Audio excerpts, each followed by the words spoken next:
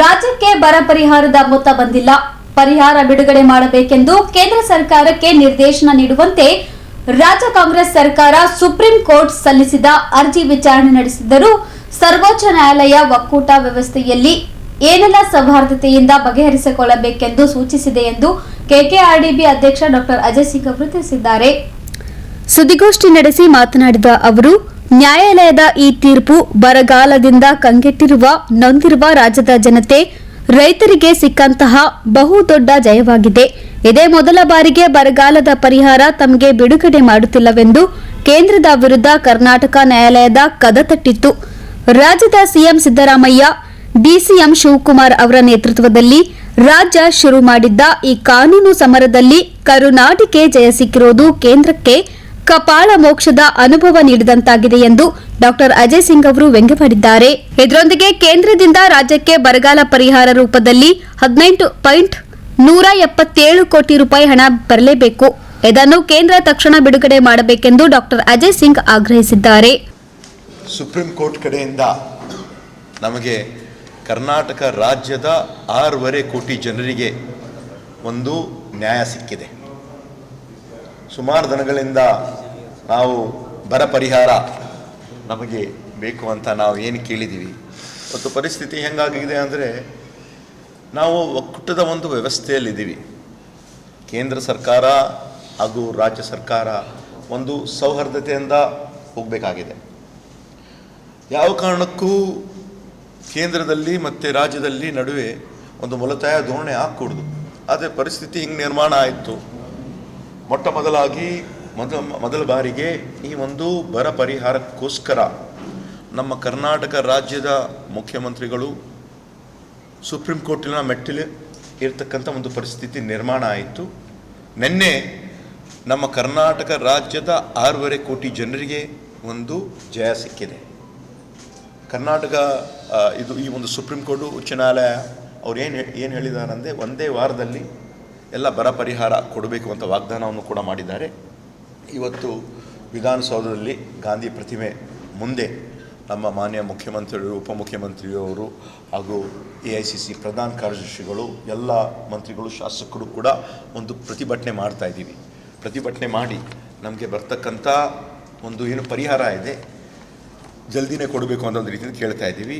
ಈ ಒಂದು ಕಳೆದ 10 ವರ್ಷದಿಂದ ನಾವು ನೋಡ್ತಾ ಇದ್ದೀವಿ, ದೇಶದಲ್ಲಿ ಸನ್ಮಾನ್ಯ ನರೇಂದ್ರ ಮೋದಿ ಅವರು ಪ್ರಧಾನಮಂತ್ರಿ ಆಗುವ ನಂತರ ನ್ಯಾಷನಲ್ ಕ್ರೈಮ್ ರೆಕಾರ್ಡ್ ಬ್ಯೂರೋ ಪ್ರಕಾರ 10 ವರ್ಷದಲ್ಲಿ ಸುಮಾರು 1,474 ರೈತರು ಆತ್ಮಹತ್ಯೆಯನ್ನು ಮಾಡಿದ್ದಾರೆ. ಹಾಗಾದರೆ ಪ್ರತಿದಿನ ನಮ್ಮ ಭಾರತ ದೇಶದಲ್ಲಿ 30 ಜನ ರೈತರು ಆತ್ಮಹತ್ಯೆ ಮಾಡ್ತಾ ಇದ್ದಾರೆ. ಇಂತಹ ಒಂದು ಪರಿಸ್ಥಿತಿ ಏನು ನಿರ್ಮಾಣ ಆಗಿದೆ, ಜನರಿಗೆ ಎಲ್ಲ ಸಂಕಷ್ಟದಲ್ಲಿದ್ದಾರೆ. ಅವರು ಅಧಿಕಾರಕ್ಕೆ ಬರೋಕ್ಕಿಂತ ಮೊದಲು ಅವರು ಸ್ವಾಮಿನಾಥನ್ ಒಂದು ವರದಿಯನ್ನು ಜಾರಿಗೆ ತೊಗೊಂಡು ಬರ್ತೀವಂತ ಒಂದು ಮಾತನ್ನು ಕೊಟ್ಟಿದ್ದಾರೆ. ಜನರಿಗೆ ಅನುಕೂಲ ಆಗ್ತದೆ ಅಂತ ಒಂದು ರೀತಿಯಿಂದ ಹೇಳಿದ್ರು. ಆದರೆ ಇವತ್ತು ಸುಮಾರು ನಾವು 10 ವರ್ಷ ಆಗಿದೆ. ಕಳೆದ ಒಂದು 2-3 ವರ್ಷ ಹಿಂದೆ ನಾವು ನೋಡ್ತಾ ಇದ್ದೀವಿ, ದೆಹಲಿಯಲ್ಲಿ, ಪಂಜಾಬ್ನಲ್ಲಿ, ಹರಿಯಾಣದಲ್ಲಿ ನಡೆದಿರುವಂಥ ಒಂದು ರೈತ ಪ್ರತಿಭಟನೆ, ಅದು ಯಾವ ಕಾರಣಕ್ಕೂ ಅವರು ಸ್ಪಂದಿಸಿಲ್ಲ. ಜನರ ಪರವಾಗಿದ್ದೀವಿ, ರೈತರ ಪರವಾಗಿದ್ದೀವಿ, ರೈತರ ಅನುಕೂಲಕ್ಕಾಗಿ ನಾವು ಮಾಡ್ತಾ ಇದ್ದೀವಿ ಅಂತ ಯಾವುದೂ ಒಂದು ಮಾಡಿಲ್ಲ. ಅದಲ್ಲದೆ ಅವ್ರ ಮೇಲೆ ಗೋರಿಬಾರ್ ಮಾಡ್ತಕ್ಕಂಥ ಪ್ರಸಂಗವನ್ನು ನೋಡಿದ್ದೀವಿ, ಟ್ರ್ಯಾಕ್ಟರ್ ಹಾಸ್ತಕ್ಕಂಥ ಒಂದು ಪ್ರಸಂಗವನ್ನು ನಾವು ನೋಡಿದ್ದೀವಿ. ರೈತರಿಗೆ ಅನುಕೂಲ ಆಗ್ತದೆ, ಒಂದು ಸಾಲ ಮನ್ನಾ ಮಾಡಬೇಕು ಅಂತ ನಾವು ಕೇಳಿದರೆ ಅವರು ಯಾವ ಕಾರಣಕ್ಕೂ ಸಾಲ ಮನ್ನಾವನ್ನು ಮಾಡಿಲ್ಲ.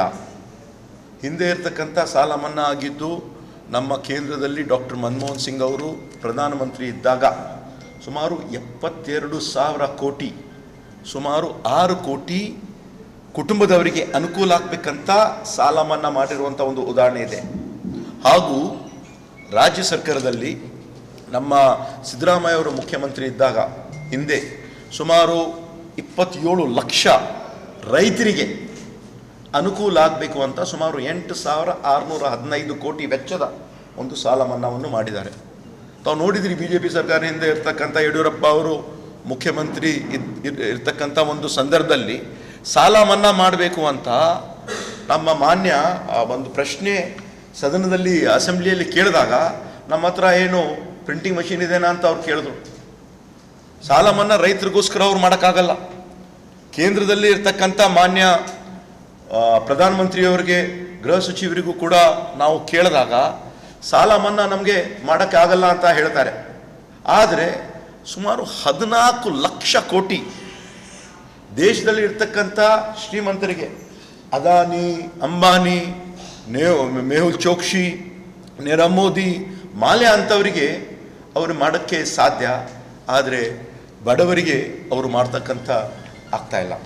ಇವತ್ತು ಇದೇ ಕೆಲಸವನ್ನು ಇವತ್ತು ನಾವು ಪ್ರತಿಭಟನೆಯನ್ನು ಮಾಡಿ ಸುಪ್ರೀಂ ಕೋರ್ಟಿಂದ ಒಂದು ವಾಗ್ದಾನ ಮಾಡಿದ್ದಾರೆ. ಒಂದೇ ವಾರದಲ್ಲಿ ತಾವು ಕರ್ನಾಟಕ ರಾಜ್ಯಕ್ಕೆ ಸುಮಾರು 18,171 ಕೋಟಿ ಜನರಿಗೆ ಏನು ಬರಬೇಕಾಗಿದೆ ಅವ್ರು ಕೊಡಬೇಕಂದ್ರೆ ಮಾನ್ಯ ಗೃಹ ಸಚಿವರು ಬಂದಿಲ್ಲ ಹೇಳಿದ್ರು ನಮ್ಮ ಕಡೆಯಿಂದ ತಡ ಆಗಿದೆ ಅಂತ. ಯಾವ ಒಂದು ರೀತಿಯಿಂದ ತಡ ಆಗಿದೆ, ಹೆಂಗೆ ತಡ ಆಗಿದೆ? ಹಿಂದೆ ಇರ್ತಕ್ಕಂಥ ಬಿಫೋರ್ ಅಕ್ಟೋಬರ್ 31 ನಾವು ಎಲ್ಲ ವರದಿಯನ್ನು ಕೊಡಬೇಕಾಗ್ತದೆ. ನಾವು September 9 bureau report in Gulbarga news.